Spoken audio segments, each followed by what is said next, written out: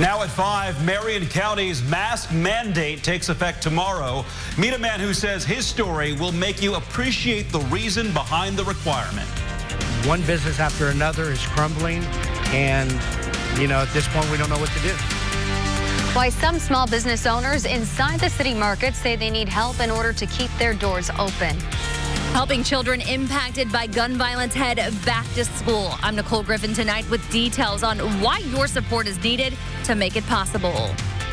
This is RTV6 News at 5, working for you. That the doctors had given up hope and said that it was basically in God's hands. He survived a serious fight against COVID-19. Now he's back on the road to recovery, and he has a message for people on the fence about wearing face masks.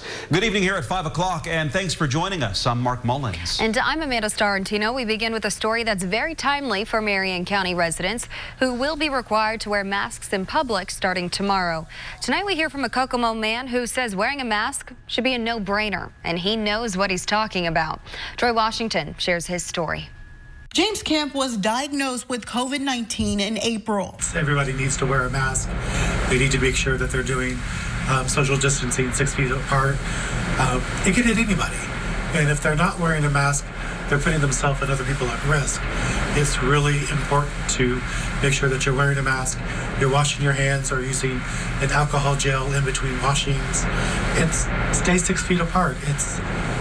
COVID's on the rise again, and we don't know if I could get it again, and truthfully, I don't think I could survive another bout of it. From there, he started a long, winding road that he doesn't remember much of. I had heard that it could react quickly, and I was completely surprised when the diagnosis came back that I was positive for COVID-19. He spent a lot of time in ICU on a ventilator, and now even though he's back home, Kemp can't go back to work. 3 months.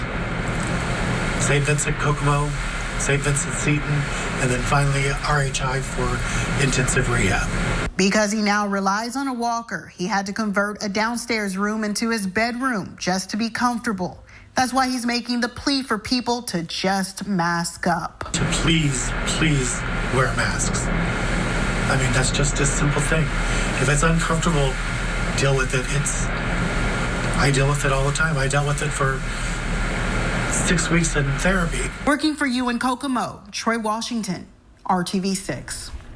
We've got info on how you can help Kemp on his road to recovery when you read this story on the IndyChannel.com.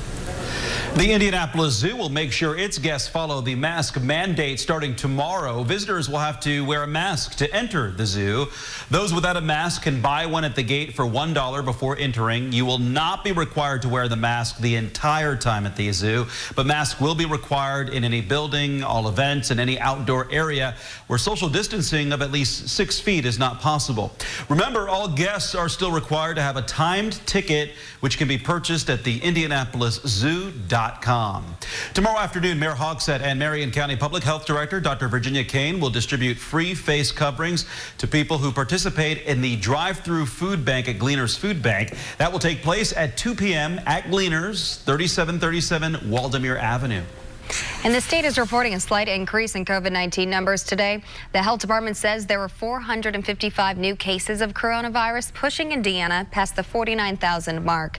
15 new deaths were also reported. The number of people in hospitals was also up, and the state's intensive care bed capacity fell back below 40%. And at today's briefing on the pandemic, Indiana State Health Commissioner said she is concerned about the increase of cases, and she shared the expertise on the possibility of the public developing herd immunity to COVID-19. The coronavirus people get, they develop some brief immunity, the ability to fight that virus off, but unfortunately that immunity doesn't stay around, and that's why we keep getting the common cold over and over again. And that's what these recent studies have indicated, is that even individuals that do develop immunity, develop antibodies, unfortunately those antibodies in many cases are disappearing very quickly. So the concern there is that it doesn't matter how many people we expose, we are not going to probably develop herd immunity, and unfortunately we may just end up with a lot more individuals that have severe consequences or die from this. Dr. Christina Bach says the state's positivity rate is steadily increasing. Officials are also seeing an uptick in hospitalizations over the last few days. And strike another summer event off the things to do this year. The Fairgrounds Fun Park, planned for later this month at the Indiana State Fairgrounds, has been canceled. State officials say the decision was based on the recent uptick on COVID-19 cases. The Carnival was planned for July 31st through September 7th. Organizers say they had a plan for sanitation and social distancing, but they canceled out of an abundance of caution. Purdue is welcoming students back to campus this fall, but the school will also require all students to be tested for COVID-19 before they can return to West Lafayette. Purdue announced today it would cover the cost of the tests for all 40,000 of its students. The school had previously announced it would require everyone to wear a mask inside all Purdue buildings and common areas once the campus reopens. The city of Indianapolis says it will be able to help thousands of people pay their rent if they aren't able because of job loss during the pandemic. Today, Mayor Hogsett and others announced more details of the city-county government's rental assistance program. About $20 million is available to renters, $15 million through the federal stimulus law, and another $5 million donated by the Lilly Endowment.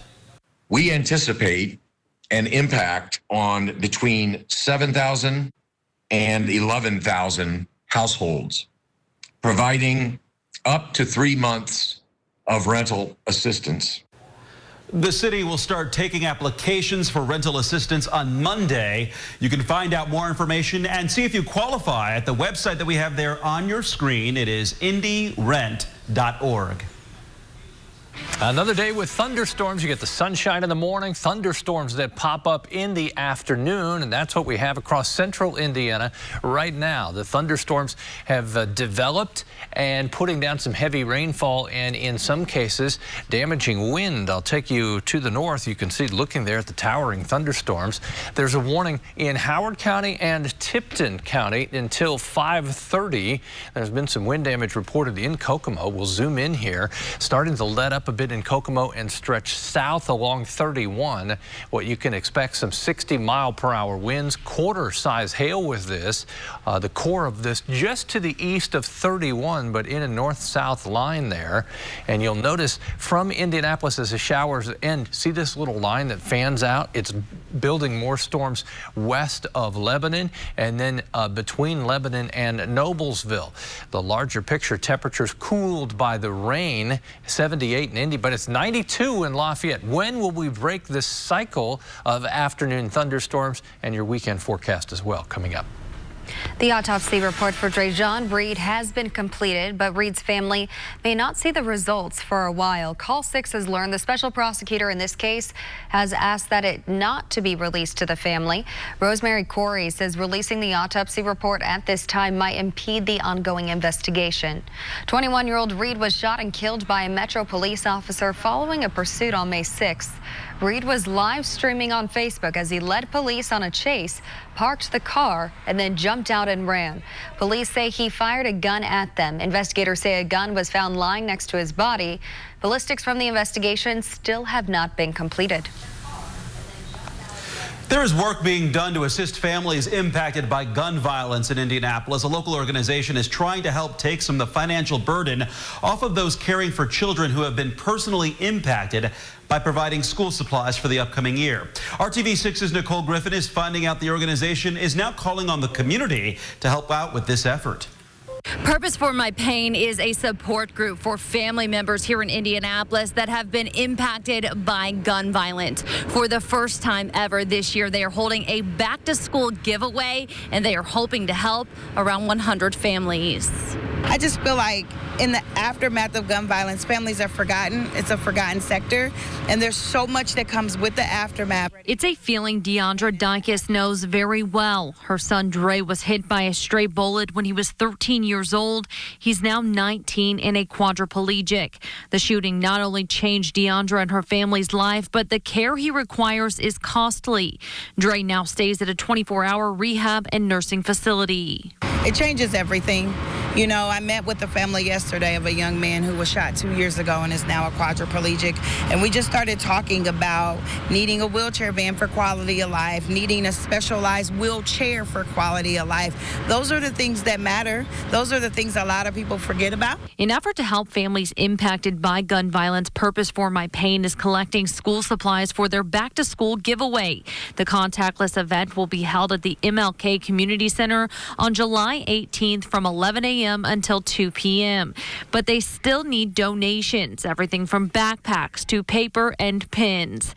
They also have a need for volunteers. For all the details on how to volunteer and make a donation, just head over to the RTV6 News app. Working for you, Nicole Griffin, RTV6. Fire investigators say arson was the cause of a fire that destroyed a vacant church on the west side of Indianapolis. Fire crews say the building on North Elder Avenue near West New York Street was burning by the time they arrived on the scene around 3:30 this morning. Several power lines in the area were knocked down by the flames, and fire crews asked IPL to shut off electricity in the area just after 4 a.m. That's around the same time the north side of the building collapsed. The fire was brought under control less than 2 hours later. If you have any info about how the fire may have started, investigators say you should call Crime Stoppers at 317-262-TIPS. More frustrations at the city market today as a group of business owners say they're struggling to make ends meet. Last week we told you about concerns with safety and cleanliness outside the market.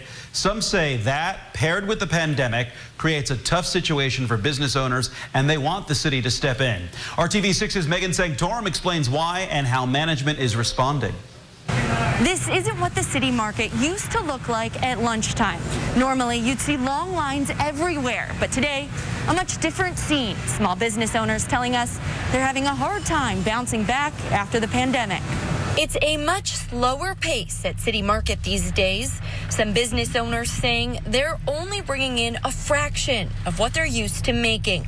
Some stayed open during the pandemic. Others are just now getting back into the swing of things. But everyone still has bills to pay. Back in March, the city of Indianapolis announced they'd offer a 2-month rent deferral to all tenants in the market. But some say that wasn't enough, and they were still responsible for common area expenses. Now they're worried about future payments. So a group of a dozen or so started a petition asking for rent and common area expense abatements or deferrals. Leaders here say that's not likely to happen. I empathize that it's difficult to pay rent now. We've been on a weekly phone call with public markets around the country, and ours is not a different story than most public markets. Instead, she says the market is focusing on helping businesses increase carryout and delivery options. Still, some say they may never even have a chance to shift their business model if things continue like this. You're going to see multiple businesses go out of business. It's a matter of math. You cannot make 15 or 20% of what you did last year or the year before and expect to stay in business. You can't do it. Working for you, Megan Sanctorum, RTV6. Still ahead on RTV6, a man goes ballistic in a Costco store. His main target, an elderly woman who pointed out a store rule. Find out how his rant has impacted his life in a very big way. It is one of the fastest growing areas in our state. Ahead here, we look at some of the new companies moving into a local development park and why not everyone is excited. Keller and Keller. Witnesses say a polite request led to a vicious rant caught on camera at a Florida Costco. Back the up, put your phone down. The person behind the camera says this tirade happened after an elderly woman inside the store asked the man to put on a mask. He screamed obscenities at the woman, and then the man who recorded this video intervened and also got an earful. You're harassing me. I'm not harassing you. You are infecting us. You're coming close to me. You're coming close to me. Back up! Threaten me again! Your choice is here. You can wear a mask or you don't go in. I thought it was pretty messed up since it's a rule. They're just trying to protect their loved ones, so I kind of find it selfish. If he doesn't have his mask on and someone asks him politely, you know. Costco says you have to wear a face covering at all times inside, employees and shoppers. And by the way, the angry customer's employer fired him after the video went viral. Two universities are suing the Trump administration over a rule aimed at keeping international students out of the United States because of the COVID-19 pandemic. Harvard University and MIT filed the federal lawsuit against Immigration and Customs Enforcement.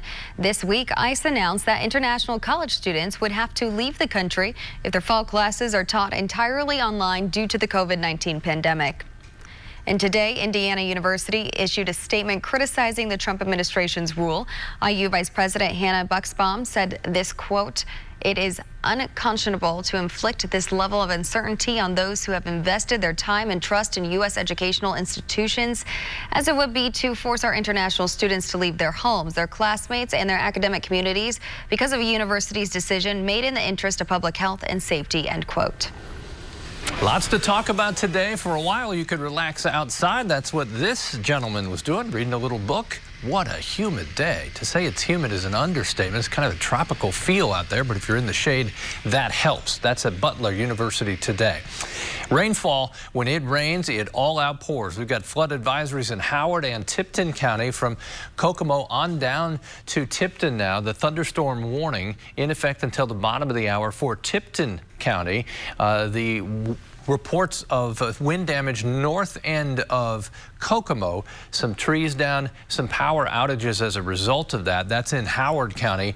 You may see wind gusts to 60 miles per hour in Tipton as well. What happens is when these storms collapse, that rush of water-filled air to the ground creates these downbursts, and that helps create the wind damage. See this little line that comes out? That's that cool flow of air from the thunderstorms, and it kind of acts like a snowplow, lifting the warm, moist air and building additional thunderstorms.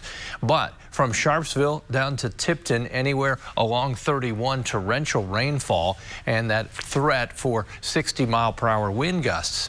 Same thing you watch coming from the south, that little line, that cooler air, the outflow, creating another band of storms from Morse Reservoir, Noblesville, over to Sheridan to Thorntown, just to the northwest of Lebanon. Expect some street flooding with those storms. We had some fading areas of rain, southern Marion County and Morgan and Johnson counties. These will continue to flare up this evening. They take a bite out of the heat for sure. 73 in Peru, while it's 92 in Lafayette, 91 in Muncie. We made it to 94 today in Indianapolis for the high.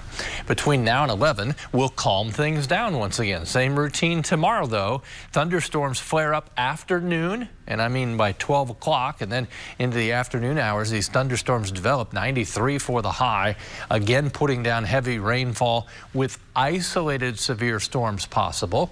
Thursday, temperatures lower 90s. We'll break our string of 90-degree days on Friday. Numerous thunderstorms around. Temperatures of around 85 for the high. Into the weekend, 20% chance for thunderstorms Saturday, 88. We get that break from the heat, but look at Tuesday and Wednesday, Mark. Temperatures all the way back to 95 by the middle of next week. The hot one again. All right. Thank you, Kevin, for that. The areas surrounding Marion County continue to grow with new businesses and large companies moving out into the suburbs. Our Kelsey Anderson explaining tonight how growth comes with growing concerns. Earlier this year, Amazon announced they will be hiring 800 people at a new facility in Hancock County. One resident I spoke to says while growth and change are good, she's hoping that the county leaders are planning for the future. Mary Candlish lives in a subdivision off of 600 West, also known as Oleo Road. She says as construction of new big businesses continues, she's concerned about traffic heading south towards I-70. The road has always had a problem with backups. It's a 2-lane road for several miles, and she thinks the county should widen the road to a 4-lane road before things become dangerous. Well, because you're dealing with the railroad tracks as well. So, you know, somebody's house is on fire, there's a bad car accident, somebody's having the traffic isn't going to move. I spoke with Randy Sorrell, the executive director of the Hancock County Economic Development Council.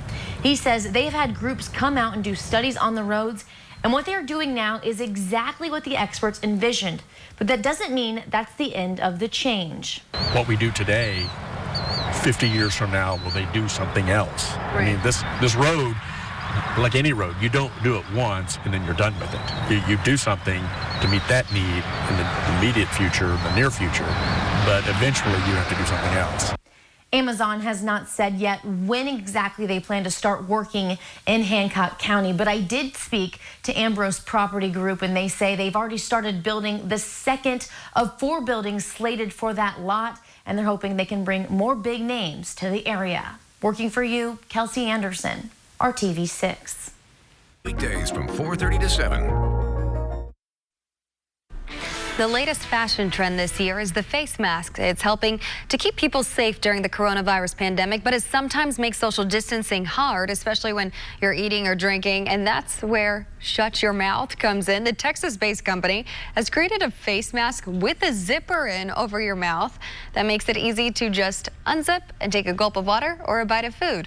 The zippered face mask costs $34.99 and come in a variety of fabrics and colors. Creative. And one of the premier summer food events in the Midwest is adjusting to the COVID-19 era. Taste of Chicago is still happening this year, but this time it's all to go. People in the Windy City can enjoy meals from neighborhood restaurants and food trucks, but now anyone around the world can take part in the fun too, from cooking demonstrations to virtual music and dance events. Organizers say it's good old-fashioned foodie fun for all. Taste of Chicago to go runs from now through Sunday. And we'll leave you with this live look outside of downtown Indianapolis. We'll be right back with the Now Indy on RTV6.